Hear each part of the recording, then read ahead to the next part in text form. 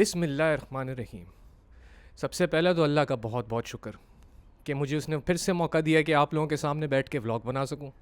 और आज का व्लॉग ख़ास तौर पे मुसलमानों के लिए है, क्योंकि मुझे काफ़ी मुसलमानों ने मैसेज करके बोला है कि किसी को एंग्जाइटी का प्रॉब्लम है, किसी को डिप्रेशन का प्रॉब्लम है, किसी को एंगर का प्रॉब्लम है, तो किसी को एक एक लॉन्गिंग सी फीलिंग उसके अंदर फंसी हुई है, जिसकी वजह से उसको किसी काम करने की एनर्जी नहीं मिल रही। देखिए, इन सारी चीज़ों का हल अल्लाह ताला ने हमें हुजूर सल्लल्लाहु अलैहि वसल्लम के ज़रिए मेराज में अता फ़रमा दिया था, ठीक है। और वो इलाज असल में नमाज है। इसको आज हम खोल के डिस्कस करेंगे, क्योंकि इस वक्त चल रहा है क्वांटम फिज़िक्स का ज़माना, एनर्जी का ज़माना। और नमाज अपने आप में ना सिर्फ एक रूहानी प्रैक्टिस है, बल्कि क्वांटम मैकेनिक्स और फिज़िक्स के लॉ को फॉलो करती है। इसको दो हिस्सों में तोड़ के सुनिए और वीडियो को आखिरी तक देखिएगा। आखिरी में मैं आपको एक ऐसी चीज़ बताऊंगा कि आपको ज़िंदगी में कभी किसी डॉक्टर के पास जाने की ज़रूरत नहीं पड़ेगी। सबसे पहले तो नमाज को समझें। नमाज पढ़ने से पहले आपको अपने जिस्म को चेक करना ज़रूरी है। देखिए, दो तरह की बीमारियां होती हैं, एक रूहानी बीमारी होती है और एक जिस्मानी बीमारी होती है। और इस चीज़ के ऊपर बहुत ज़्यादा इंटरनेट के ऊपर वो वजीफ़े और अजीब अजीब किस्म की चीज़ें पढ़ने को बोली जाती, ये पढ़ोगे ये ठीक हो जाएगा, ये पढ़ोगे ठीक हो जाएगा। देखिए, अगर आपका जिस्म सही काम नहीं कर रहा ना, तो नमाज भी सही काम नहीं करेगी, क्योंकि नमाज पढ़ने के लिए दिमाग का, पेट का, आपकी आंतड़ियों का और आपके जिस्म में जो खून का फ्लो है, इसका सही होना ज़रूरी है। अगर ये सही नहीं है तो पहले डॉक्टर को चेक कराएं, थोड़ा बहुत अपनी डाइट को चेक कराएं, क्योंकि नंबर 1 कॉज डिप्रेशन का और एंग्जाइटी का ना बुरी खुराक होती है। हम लोग ज़्यादातर चीज़ें जो खा रहे हैं वो केमिकलों की बनी हुई है। वो केमिकल आपके जिस्म में हज़म नहीं होता है, वो कुछ केसेस में महीनों तक और बहुत से केसेस में तो मतलब सालों तक आपके जिस्म में फंसा रहता है। अब एक चीज़ अगर आपके जिस्म में फंसी हुई है, जैसे गाड़ी के कार्बोरेटर में कचरा आ जाता है, तो अच्छे से अच्छा पेट्रोल डाल लो, नहीं चलेगी, झटके खा के बंद हो जाएगी। तो अगर आप वो झटके खा रहे हो तो सबसे पहले तो ये चेक करो कि आपकी वाइब्रेशन सही है या नहीं। और वाइब्रेशन खाने से भी आती है, जिस तरह की आप खुराक ले रहे हो उस तरह की आपकी जिस्म की वाइब्रेशन हो जाती है। इसलिए इस्लाम में रोज़े को इतनी वैल्यू दी गई है कि अगर आपको वाकई में किसी चीज़ की तकलीफ़ है, जैसे अगर आपको शादी करने का शौक़ है और आप शादी नहीं कर पा रहे हो, तो सबसे पहले तो रोज़े रखो। हजूर सल्लल्लाहु अलैहि वसल्लम ने ख़ुद कहा है कि अगर आप में शादी करने की सकत नहीं है तो पहले रोज़े रखो, क्योंकि रोज़े रखने से आपके जिस्म में अगर कोई गंदगी, कोई गलाजत, कोई जिन्नात फंसे हुए हैं तो वो निकल जाएंगे। ज़्यादा से ज़्यादा 2 या 3 दिन का रोज़ा रखें, बॉडी सेट हो जाएगी। यहाँ तक कि अगर आप अस्पताल में भी जाते हो तो डॉक्टर पहले यही करता है ना, ऑपरेट करने से पहले आपको 12 घंटे खाली पेट रखाता है, ताकि पूरा सिस्टम तो वापस नॉर्मल आए।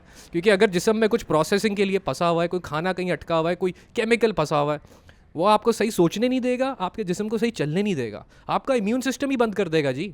और बगैर इम्यून सिस्टम के आपकी कोई सेफ्टी नहीं है। फिर आप एंटीबायोटिक खाते रहोगे और वो एंटीबायोटिक एंड में आपको खा जाएगी।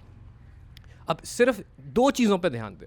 सबसे पहले तो नमाज की फ्रीक्वेंसी।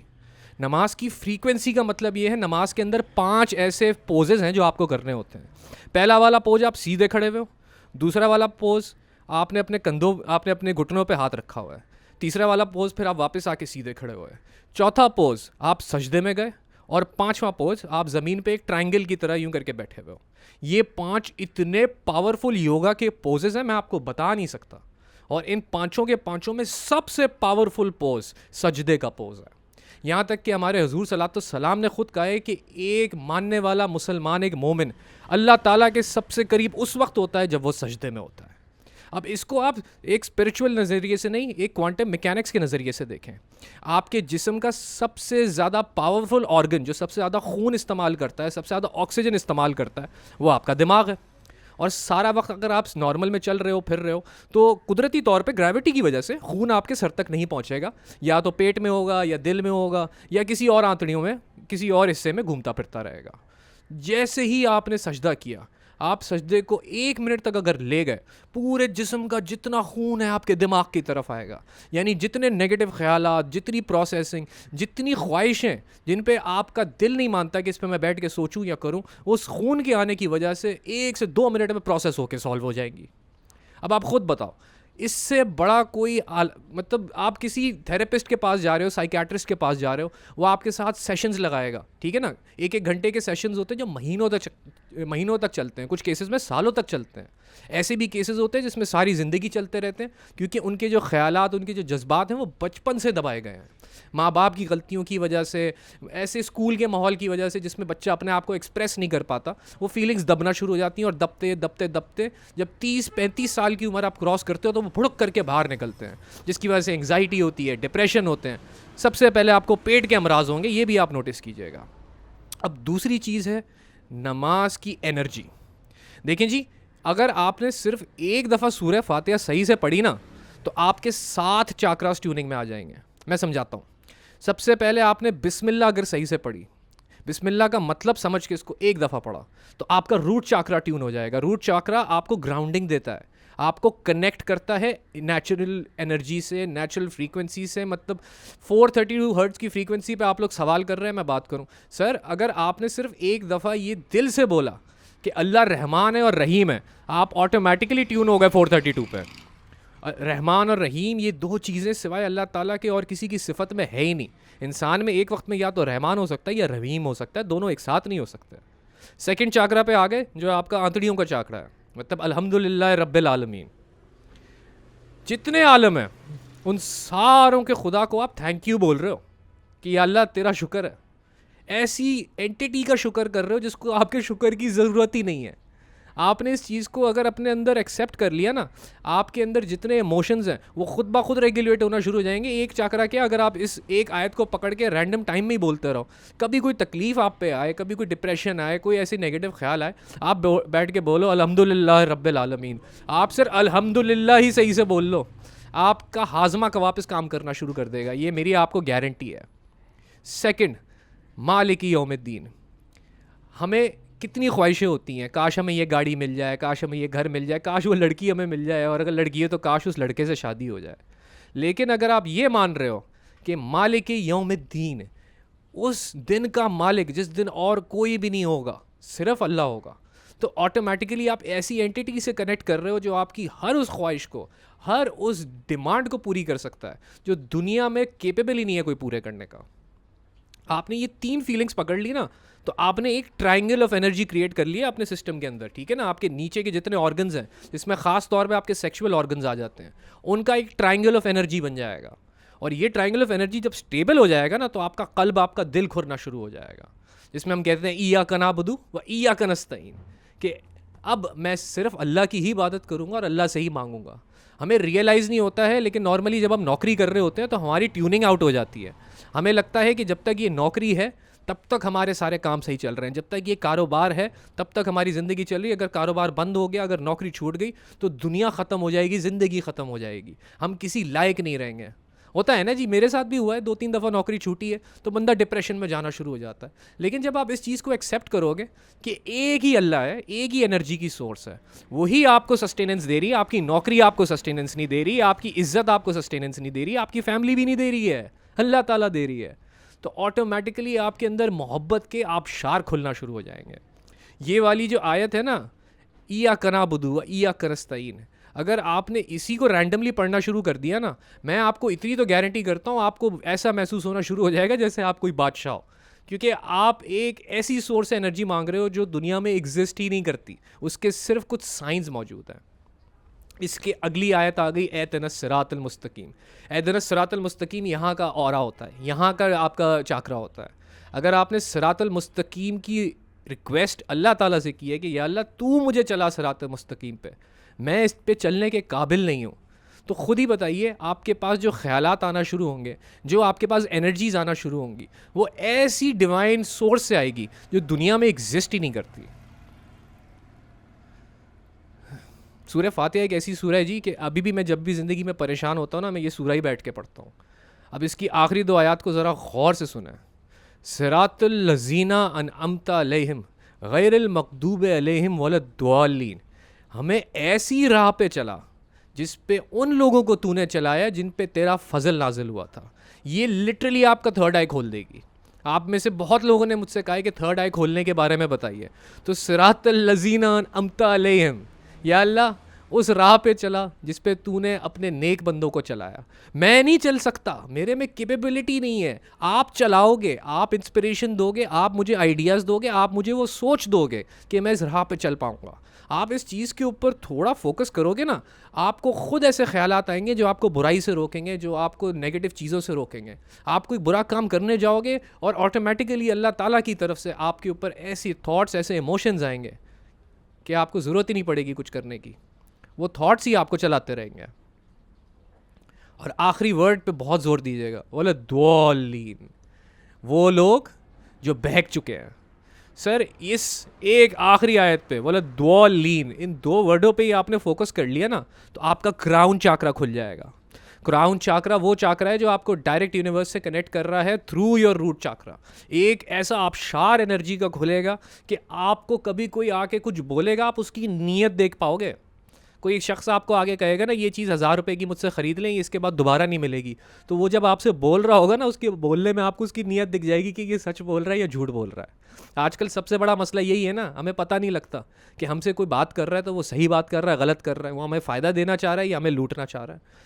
तो ज़रा एक दफ़ा अल्लाह ताला से क्लियर माइंड के साथ बोले कि मुझे उन लोगों से बचा और उन राहों से बचा जो कि एस्ट्रे जा रहे हैं। एस्ट्रे का मतलब है कि गुमराही की तरफ जा रहे हैं, जिन्होंने सिर्फ अपनी ज़िंदगी में अपने इबादत के लिए पैसे को प्रायोरिटी रखा हुआ है, या सिर्फ ऐसी चीज़ों के ऊपर फोकस रखा हुआ है जो कि मटीरियलिस्टिक है। आप इन 7 आयात को इनके मतलब के साथ सुकून से, आराम से पढ़ें। और नमाज जब पढ़ रहे हो ना, तो अपनी ब्रीदिंग को भी ध्यान में रखें। बहुत केसेस में ख़ास तौर पे एंग्जाइटी की वजह से लोग बोलते जाते हैं और सांस लेना भूल जाते हैं। जब आप एक चीज़ बोले जा रहे हो और सांस नहीं ले रहे, तो जब आप वो कॉन्वर्जेसन ख़त्म करोगे, ये भी पॉसिबल है उस बोलने के बीच में ही कहीं पे आपके अंदर ऑक्सीजन की कमी महसूस होगी और आपको एक झटका महसूस होगा, जिसे एंग्जाइटी कहते हैं। ठीक है जी। जब आप नमाज़ पढ़ रहे हो तो आराम आराम से, सुकून से, ठहर ठहर के पढ़ें, खूबसूरत करके पढ़ें। और मैं आपको गारंटी करता हूँ कि नमाज के अलावा आपको और कोई इज़कार करने की ज़रूरत ही नहीं पेश आएगी। बल्कि जब आप नमाज़ ख़त्म करके बैठेंगे ना, तो आपके दिल में सिर्फ अल्लाह का शुक्र ही होगा। पूरी बॉडी एक ऐसे सुकून में होगी जो 5-5, 10-10 साल योगा करने के बाद भी नहीं आती। मसला ये है जी कि जब हम नमाज़ पढ़ते हैं ना, हम नमाज को ऐसे नहीं पढ़ते कि ये कोई मतलब कनेक्शन बनाने की चीज़ है। हम नमाज को ऐसे पढ़ते हैं जैसे हम पे किसी ने ड्यूटी लगाई हुई है, हम नहीं पढ़ेंगे तो हमें डांट पड़ेगी। देखिए जी, नमाज हमारे फ़ायदे के लिए उतारी गई है, उससे अल्लाह ताला का कोई फ़ायदा नहीं होना है। अल्लाह ताला को किस चीज़ की ज़रूरत है, तो बेनियाज है, वो तो हय्यो या कयूम है, वो तो जुल जलाले वल इकराम है। अब ये एनर्जी की सोर्स जब आप अपने वोकल्स के थ्रू एक्यूमुलेट करके इनको एक्नॉलेज करेंगे, आपको सॉल्फेजियो फ्रीक्वेंसीज, म्यूज़िक, इन सब चीज़ों की तरफ से ऑटोमेटिकली अट्रैक्शन ख़त्म हो जाएगी। अगर आपके दिमाग में ये है कि इन फ्रीक्वेंसीज़ को सुनने से आपका इलाज होगा, इसका मतलब है अभी भी आपके थॉट प्रोसेस में क्लैरिटी नहीं है। और ये क्लैरिटी आती है इय्याका नअबुदु व इय्याका नस्तईन से। मैंने आपसे वादा किया था कि इस पूरी वीडियो के एंड में मैं आपको एक ऐसी चीज़ बताऊंगा कि आपको उसके बाद और किसी चीज़ की ज़रूरत नहीं पड़ेगी। सर वो चीज़ कुरान है। ठीक है जी। कुरान की ट्रांसलेशन को पढ़ना आपके माइंड के अंदर ऐसे ऐसे पोर्टल्स खोलेगा जो आज तक साइंस नहीं खोल पाई है। सिर्फ इस चीज़ पे गौर कीजिएगा, इस पे मैं वीडियो को ख़त्म करूँगा। एक सूरा है जिसे सूरह कहफ कहा जाता है, और कहफ का लिटरली मतलब केव है, यानी गार। और जब आप एक गार में जाते हो, मुझे नहीं मालूम आप कभी किसी गार में गए हो या नहीं, लेकिन जब आप गार में जाते हो तो ना वहाँ रोशनी होती है, ना वहाँ आवाज़ होती है, हर चीज़ साकिन होती है, रुक जाती है। और पत्थर या रॉक्स एक ऐसी चीज़ है जो हज़ारों नहीं लाखों साल तक एज इट इज़ रहते हैं। तो अगर एक गार में बैठ के अपने आप को लाइट से और साउंड से आइसोलेट करके आप सिर्फ अल्लाहू का ही जिक्र करोगे, चलो अल्लाहू का जिक्र भी नहीं, आप सिर्फ बैठ के अपनी सांस को मॉनिटर करना शुरू करोगे, तो आधे से पौने घंटे के अंदर अंदर आपकी कॉन्शियसनेस, आपकी सोच और आपका शऊर खुलना शुरू हो जाएगा। और ये जो बॉडी आपकी है, ये इस वक्त यूनिवर्स की सबसे एडवांस टेक्नोलॉजी है।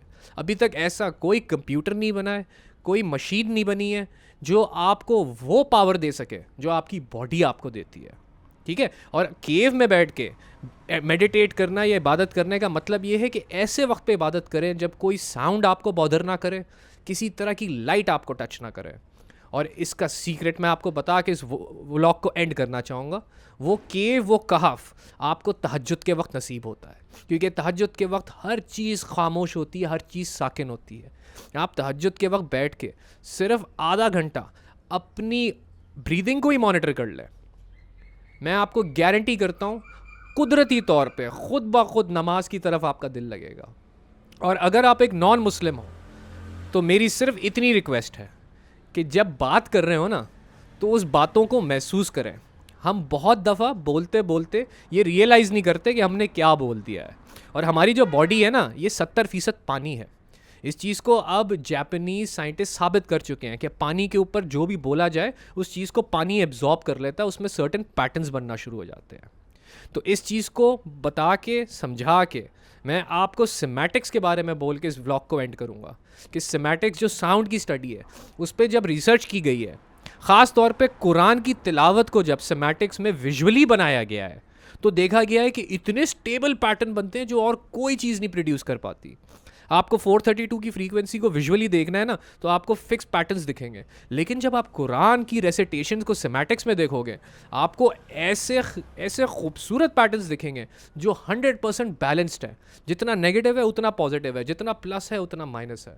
अगर सिर्फ विजुअली देखने पे वो इतना स्टेबल और पैटर्न का इतना आपको खूबसूरत ऑल्टरनेटिव दिखा रही है, आपको गहराई से हर चीज़ को स्टेबल करके दिखा रही है, तो सोचें उसको बोलने से आपको कितना फ़ायदा होगा।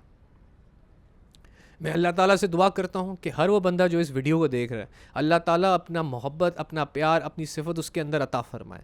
अल्लाह ताला आपको अपनी कुर्बत अता फ़रमाए और अल्लाह ताला आप पे वो सारे राज खोल दे जिसकी जस्तजू में आप अपनी ज़िंदगी में लगे हैं।